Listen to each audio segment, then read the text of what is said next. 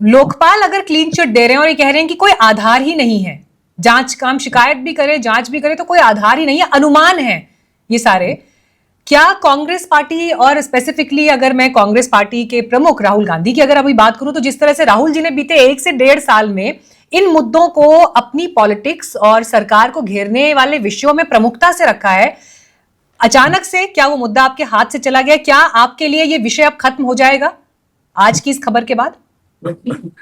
मीनाक्षी, एक बड़ा पुराना शेर था, कहते हैं लश्कर भी तुम्हारा है, सरदार तुम्हारा है, और तुम झूठ को सच लिख दो, ये अखबार तुम्हारा है।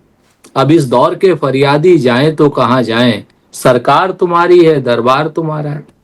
मीनाक्षी बुच के ऊपर जो ये माधवी बुच के ऊपर जो कार्रवाई हुई, तो ये तो इस तरीके की है कि माधवी बुच ने माधवी बुच से कहा कि माधवी बुच के खिलाफ कार्रवाई करो। माधवी बुच ने माधवी बुच की कार्रवाई को असंवैधानिक बताया, कोई प्रूफ नहीं बताया।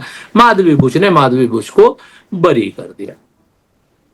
भाई, आज की डेट में जो मुद्दे हमने उठाए थे उसमें किसकी जांच हुई? कोई बताएगा हमें किसकी जांच हुई है? अगर जांच हुई हो कि भाई जो ऑफशोर कंपनियां हैं जो जिसमें 20,000 करोड़ रुपए से ज्यादा के पैसा गया था, जो बाकायदा दिखाई दे रहा है, मनी ट्रेल में दिखाई दे रहा है, वो गौतम अडानी के भाई का क्या नाम है, विनोद अडानी है, क्या नाम है उसका, उसकी जो कंपनियां चाहे ताइवान में हो, चाहे मलेशिया में हो, चाहे मॉरिशस में हो, उनकी अगर कोई जांच हुई हो तो कोई बताए। गौतम अडानी के खिलाफ या माधवी बुच के खिलाफ जो क्या नाम शिकायतें थी, उस शिकायतों पर कोई जांच हुई हो तो बताएं, कोई पेपर सामने करें। चूंकि आपको उन्हें क्या बोलते हैं बरी करना है तो कर दीजिए, लेकिन मैं एक बात जिम्मेवारी से कहता हूं कि हम संविधान वाले देश में रहते हैं। आज नहीं कल, और कल नहीं परसों आप भी देखेंगे मीनाक्षी, और हम जिम्मेवारी से कह रहे हैं निजाम बदलेगा, जांचें ईमानदारी से जांचें होंगी और कई आपको चौंकाने वाले खुलासे मिलेंगे। हम थोड़ी कह रहे हैं इस बात को। लेकिन एक बात ये बताइए सर, अगर मतलब हम ये मान के चल रहे हैं कि देश में एक सत्ता पक्ष है और एक विपक्ष है, और विपक्ष को भी अगर हम देखें तो देश के संघीय ढांचे में ऐसे राज्य हैं जहां पर आपकी सरकार है, संसद में आपके जो चुने हुए प्रतिनिधि हैं, लोकसभा में वो भी बैठते हैं और उनका अपना रोल है, उनकी अपनी भूमिका है।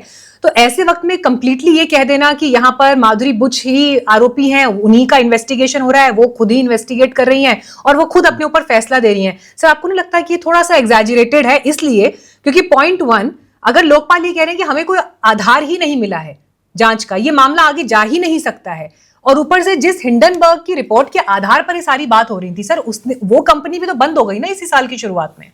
वो फिर से वही, हिंडनबर्ग बंद हो, चूल्हे भाड़ में जाए, हमारी कंपनी थोड़ी है हिंडनबर्ग। हिंडनबर्ग तो अमेरिकन कंपनी है। नहीं, लेकिन आप उनकी रिपोर्ट पर तो भरोसा कर रहे हैं ना सर, उन्होंने जो रिलीज किया डॉक्यूमेंट, आप उस पर भरोसा कर रहे हैं, लेकिन आप अपने देश की एजेंसी पे भरोसा नहीं कर रहे। हमने बिल्कुल भी उन पर भरोसा नहीं कर रहे। अगर हम उन पर भरोसा कर रहे होते तो हम अमेरिका में होते, हम क्यों भारतीय होते? हम तो भारतीय नियम पे, कानून पर भरोसा करेंगे ना।